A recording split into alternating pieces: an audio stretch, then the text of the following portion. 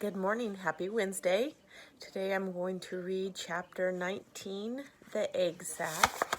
Even has a picture of Charlotte with her egg sack. So this is chapter 19. Next morning, when the first light came into the sky and the sparrows stirred in the trees, when the cows rattled their chains and the roosters crowed and the early automobiles went whispering along the road, Wilbur woke and looked for Charlotte. He saw her up overhead in a corner near the back of his pen. She was very quiet. Her 8 legs were spread wide. She seemed to have shrunk during the night. Next to her, attached to the ceiling, Wilbur saw a curious object. It was sort of a sack or a cocoon. It was peach-colored and looked as though it was made of cotton candy. "Are you awake, Charlotte?" he said softly. "Yes," came the answer. "What's that nifty little thing? Did you make it?" "I did indeed," replied Charlotte in a weak voice. "Is it a plaything?" "Plaything? I should say not. It is my egg sack, my magnus opus." "I don't know what a magnum opus is," said Wilbur. "That's Latin," explained Charlotte. "It means great work. This egg sack is my great work, the finest thing I have ever made." "What's inside it?" asked Wilbur. "Eggs?" 514 of them," she replied. 514, said Wilbur. "You're kidding." "No, I'm not. I counted them. I got started counting, so I kept on, just to keep my mind occupied." "It's a perfectly beautiful egg sack," said Wilbur, feeling as happy as though he had constructed it himself. "Yes, it is pretty," replied Charlotte, patting the sack with her front 2 legs.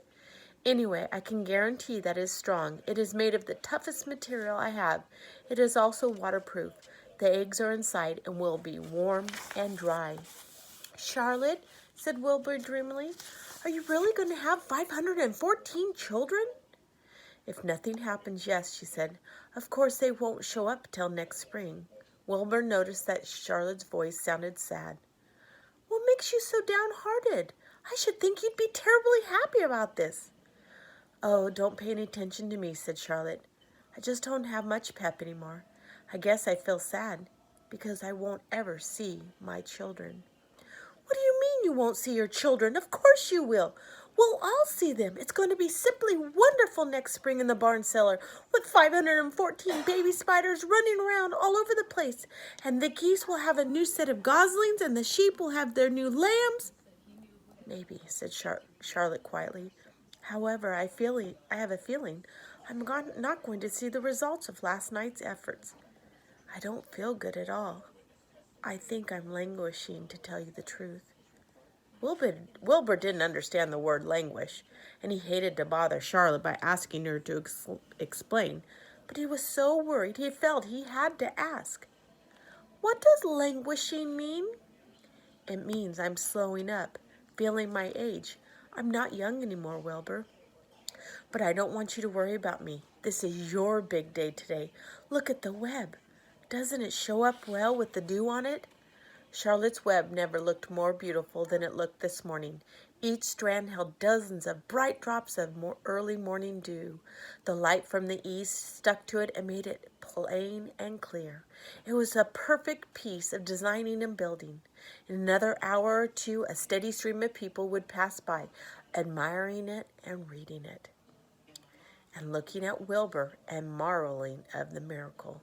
As Wilbur was studying the web, a pair of whiskers and a sharp face appeared. Slowly, Templeton dragged himself across the pen and threw himself down in a corner. "I'm back," he said in a husky voice. "What a night." The rat was swollen to twice his normal size. His stomach was as big around as a jelly jar. "What a night," he repeated hoarsely. "What festivities and carousing! A real gorge! I must have eaten the remains of 30 lunches. Never have I seen such leavings, and everything well ripe and seasoned with the passage of time and the heat of the day. Oh, it was rich, my friends, rich."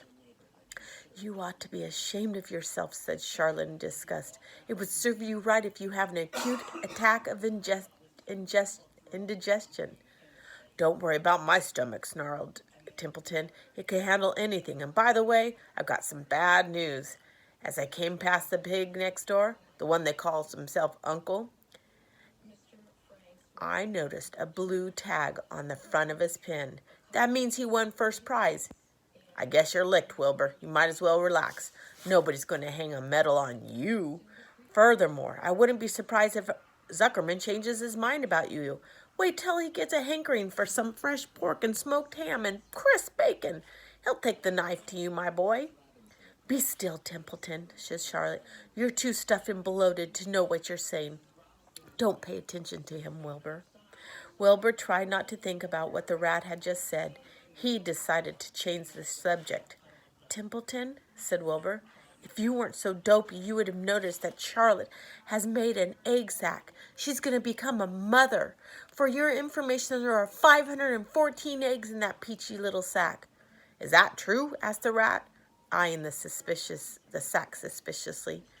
Yes, it's true, sighed Charlotte. Congratulations, murmured Templeton. This has been a night. He closed his eyes, pulled some straw over himself, and dropped off to sleep.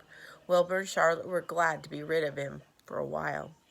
At 9 o'clock, Mr. Arabelle's truck rolled into the fairgrounds and came to a stop at Wilbur's pen.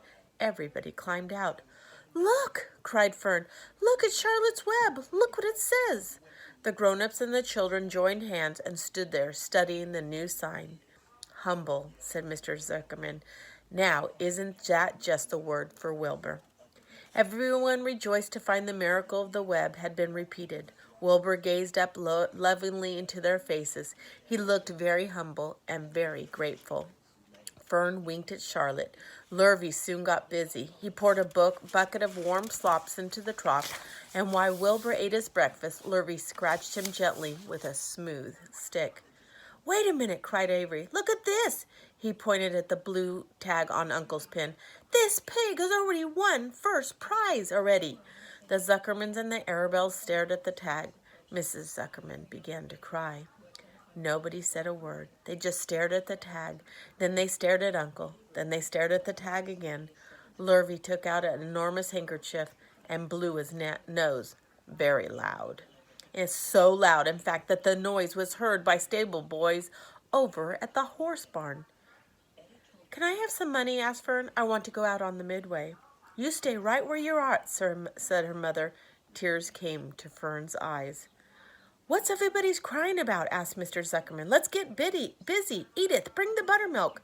Mrs. Zuckerman wiped her eyes with her handkerchief. She went to the truck and came back with a gallon jar of buttermilk. Bath time, said Zuckerman cheerfully. He and Mrs. Zuckerman and Avery climbed into Wilbur's pen. Avery slowly poured buttermilk on Wilbur's head and back, and it trickled down his sides and his cheeks. Mr. and Mrs. Zuckerman rubbed it into his hair and skin. Passer-by stopped to watch. Pretty soon a crowd had gathered. Wilbur grew beautifully white and smooth. The morning sun shone through his pink ears. He isn't as big as the pig next door, remarked by one bystander, but he's cleaner. That's what I like. So do I, said another. He's humble, too, said a woman, reading the sign on the web. Everyone who visited the pig pen had a great word to say about Wilbur. Everyone admired the web, and of course, nobody noticed Charlotte. Suddenly, a voice was heard on the loudspeaker. Attention, please, it said. Will Mr. Homer Zuckerman bring his famous pig to the judge's booth in front of the grandstand? A special award will be made there in 20 minutes. Everyone is invited to attend. Crate your pig, please, Mr. Zuckerman, and report to the judge's booth promptly. For a moment after the announcement, the Arabelles and the Zuckermans were unable to speak or move. Then Avery picked up a handful of straw and threw it high in the air and gave a loud yell. The straw fluttered down like confetti into Fern's hair. Mr. Zuckerman hugged Mrs. Zuckerman. Mr. Arabelle kissed Mrs. Arabelle. Avery kissed Wilbur. Lurvy shook hands with everybody. Fern hugged her mother. Avery hugged Fern. Mrs. Arabelle hugged Mrs. Zuckerman.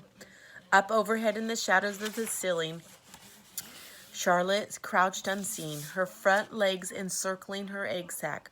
Her heart was not beating as strongly as usual, and she felt weary and old. But she was sure at last that she had saved Wilbur's life, and she felt peaceful and contented. Contented. "We have no time to lose," shouted Mr. Zuckerman. "Lurvy, help with the crate." "Can I have some money?" asked Fern. "You wait," said Mrs. Arable. "Can't you see everyone's busy?" "Put the empty buttermilk jar in the truck," commanded Mr. Arable. Avery grabbed the jar and rushed to the truck. "Does my hair look all right?" said Mrs. Zuckerman. "Looks fine," snapped Mr. Zuckerman, as he and Lurvy set the crate down in front of Wilbur. "You didn't even look at my hair," said Mrs. Zuckerman. "You're all right, Edith," said Mrs. Arable. "Just keep calm." Templeton, asleep in the straw, heard the commotion and woke. He didn't know exactly what was going on, but when he saw the men shoving Wilbur into the crate, he made up his mind to go along. He watched his chance, and when no one was looking, he crept into the crate and buried himself in the straw at the bottom. "All right, boys," cried Mr. Zuckerman, "let's go." He and Mr. Arable and Lurvy and Avery grabbed the crate and boasted it over the side of the pen and up into the truck. Fern jumped aboard and sat on the top of the crate. She still had straw in her hair and looked very pretty and excited. Mr. Arable started the motor. Everyone climbed in, and off they drove to the judge's booth in front of the grandstand. As they passed the Ferris wheel, Fern gazed up and she wished she were on the topmost car with Henry Fussy at her side. So hopefully Charlotte saved his life, and I hope to find out more, and have a great day.